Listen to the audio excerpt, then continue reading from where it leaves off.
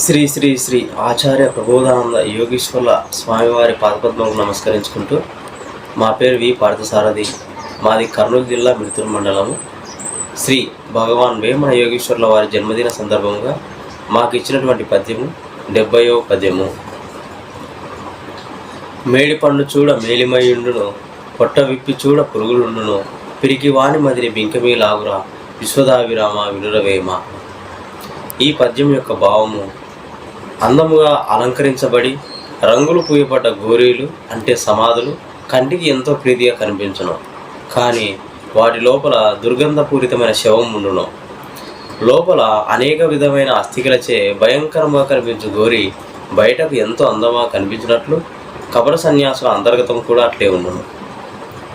బాహ్యమునకు రుద్రాక్షమాల, కాషాయ వస్త్రములు, విభూతి రేఖలు మొదలగు వేషభూషములు ధరించు కపట సన్యాసులు బయటకు ఎంతో గొప్ప జ్ఞానులుగా కనిపించినప్పటికీ వారి అంతరంగము అనేక విధములైన గుణములచే నిండి ఉండును. గుణములతో సంబంధం ఉండి వాటి కర్మ అంటని విధానం వారికి తెలియదు. మేడిపండు చూచుటకు కాషాయ రంగులోనే ఎంతో అందంగా కనిపించుచుండును, దాని పొట్ట విప్పితే పురుగులు ఉన్నట్లు కపట సన్యాసులు కూడా పైకి పటారము లోన లొటారముగా ఉందరు. ధైర్యమును జ్ఞానం లేనినాడు పిరిగితనమును అజ్ఞానం పోదు. అజ్ఞానం ఉన్నప్పుడు జీవుడు విషయకర్మలందు చిక్కుకొనుచుండును.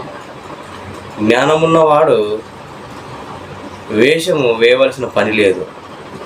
అంతరంగమున శుభ్రముగా ఉండిన చాలని పై పద్యమందు వేమన తెలియజేశాడు.